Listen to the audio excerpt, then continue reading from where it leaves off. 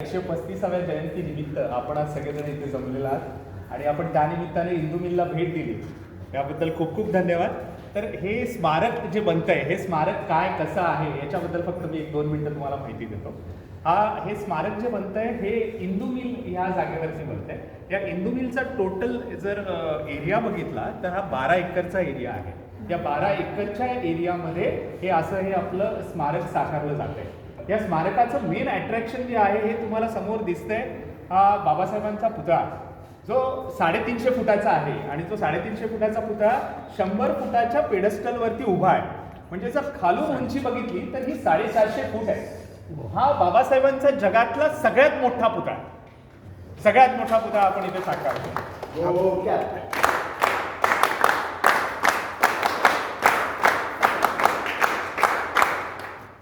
ह्याच्यामध्ये कसं आहे की हा पुतळा हा पूर्णपणे ब्रॉन्झ धातूचा बनवलेला आहे. याच्या आतमध्ये स्टील आहे, स्ट्रक्चरल स्टील, पण त्याचं जे वरती स्किन आहे हे ब्रॉन्झ धातूपासून बनवलेलं आहे. ब्रॉन्झ धातू अशासाठी वापरतोय आपण की आपण समुद्राच्या किनारी आहोत आणि कुठलाही मेटल तिथे ठेवलं, धातू ठेवला तर तो गंजतो, रस्ट होतो. पण ब्रॉन्झ धातू हा असा आहे की त्याला रस्टिंग होत नाही, म्हणून हे ब्रॉन्झ धातूने बनवलेला हा पुतळा आहे. आज त्या पुतळ्याच्या पायापर्यंत जाण्यासाठी, बाहेरून जाण्यासाठी त्याला एक रॅम्प्स आहे, त्यासाठी गोल गोल तुम्हाला दिसत आहेत ना, त्या गोल रॅम्पने आपण पायापर्यंत पोहोचू शकतो. तसंच असा बाहेरून रॅम्प आहे, तसा आतमध्ये व्हेंटिलेटेड रॅम्प सुद्धा आहे. त्याला आतमध्ये सुद्धा एसी रॅम्प, त्या एसी रॅम्पने आपण वरती जाऊ शकतो.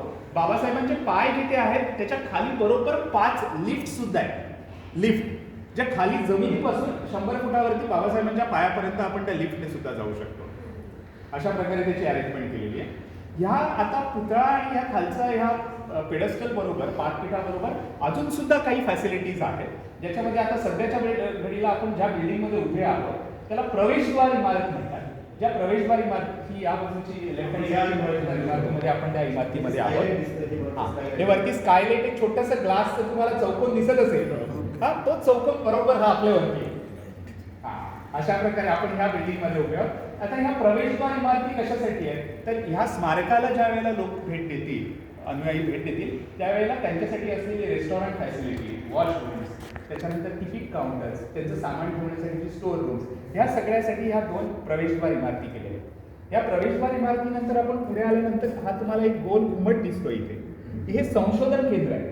या संशोधन केंद्रामध्ये 100 सीटचे 4 वर्ग आहेत त्याच्यामध्ये, आणि ते एक मोठं संशोधन केंद्र. बाबासाहेबांच्या जीवनावरती जर कोणाला संशोधन करायचं असेल तर अशा प्रकारे ते संशोधन केंद्र आहे. या संशोधन केंद्रानंतर आपण जरासं पुढे गेलो तर तिथे एक लायब्ररी आहे. आता ती लायब्ररी त्याच्या खाली आपल्या त्याच्यावरती असं एक स्लोपिंग असं रूप दिसतंय, पण त्याच्या खाली लायब्ररी आहे. एक मोठी, एक म्हणजे मुंबईमध्ये एवढी मोठी लायब्ररी, 20,000 स्क्वेअर फीटाची एवढी मोठी लायब्ररी. इथून तसंच पुढे गेल्यानंतर 2 लाखपर्यंत पुस्तकं असतील. गेल्यानंतर तुम्हाला तिथे वरती सोलर पॅनल असं ब्ल्यू दिसतंय ना ते वरती, तर तिथे ती सोलर पॅनल्स आहेत आणि त्याच्या खाली एक ऑडिटोरियम आहे. 1000 सीटचं प्रेक्षागृह इथे आहे. हे तिथे त्या कॉर्नरला आहे. त्याच्याबरोबर पुढे गेले की छोटी माणसं तुम्हाला तिथे कॉर्नरला दिसत आहेत. ते ओपन मेडिटेशन सेंटर आहे, ध्यानधारणा केंद्र आहे. तिथे ध्यानधारणा केंद्राच्या सानिध्यामध्ये लोक तिथे ध्यान करू शकतात. तिथे गौतम बुद्धांची मूर्ती असणार आहे आणि आजूबाजूला लोक बसू शकतात. ह्याला पूर्ण आता ह्या पुतळ्याच्या आणि पेडस्टलच्या भोवती परिक्रमा करण्यासाठी हा तुम्हाला असा गोल मार्ग दिसतोय, तर लोक प्रदक्षिणा पण करू शकतात. ह्या टोटल ह्याच्यामध्ये हा जर 12 एकरचा परिसर आहे तर त्याच्यामध्ये तुम्हाला जे ग्रीन सगळं दिसतंय, 68% भाग हा पूर्ण लँडस्केप असणार आहे, ग्रीन असणार आहे. आणि या स्मारकाला आपण एक ग्रीन प्रोजेक्ट, हरित प्रकल्प म्हणून याला आपण डिक्लेअर करणार आहोत.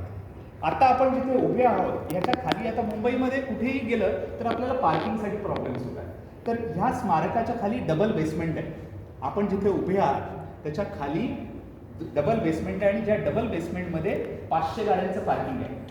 तर जसं आपण एखाद्या मॉलमध्ये गेल्यानंतर गाड्या आपण मूवीला, थिएटरला जातो त्यावेळेला, तशा प्रकारे इथे 500 गाड्यांचं पार्किंग सुद्धा खाली केलेलं आहे. आताच्या सध्याच्या घडीला ह्याच्यामध्ये जर स्मारकाचं काम बघितलं तर हे बाकीची सगळी जी मी तुम्हाला बिल्डिंग सांगितली त्या सगळ्यांचं काम पूर्ण झालेलं आहे. पुतळा बाकी आहे. पुतळ्याची उंचीमध्ये 250 फुटावरून 350 फूट झाली. तर त्याच्यामध्ये अधिक काही चॅलेंजेस आली आम्हाला. आता 350 फूट किंवा त्याच्या खालचं 100 फुटाचं पेडस्टल अशी 450 फूट जर म्हटलं तर आपल्याला कॉमन मॅनला समजण्यासाठी म्हणून मी तुम्हाला सांगतो की 45 माळ्याची बिल्डिंग एवढा आपला पुतळा आहे. म्हणूनच मी तो म्हटलं की तो जगातला बाबासाहेबांचा सगळ्यात मोठा पुतळा आहे आणि आपल्याला सगळ्यांना ते म्हणजे आता हे बनताना बघायला मिळतं हे आपलं सगळ्यांचं भाग्य आहे. बरोबर आपलं सगळ्यांचं भाग्य आहे आणि आम्ही सगळेजण आम्हाला त्याच्यामध्ये काम करायला मिळते म्हणून आम्हाला स्वतःला भाग्यशाली समजतो. हो, ऑडिटोरियमचं एक सांगितलं सर 1000 सीटचं तिथे प्रेक्षागृह होते.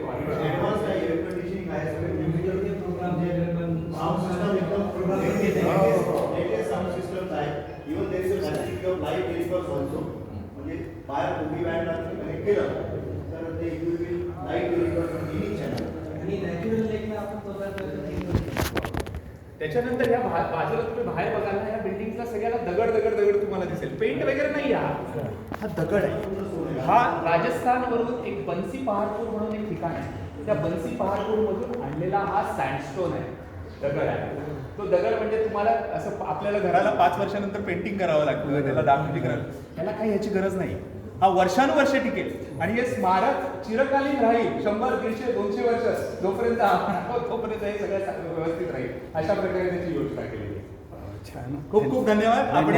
आपण पण आम्हाला त्याची माहिती दिली, चांगली माहिती दिल्याबद्दल धन्यवाद तुमचे पण. याला आता कसं आहे की आमचं शासनाचं म्हणणं आहे की आपल्याला डिसेंबर 26 पर्यंत कंप्लीट करायचं आहे.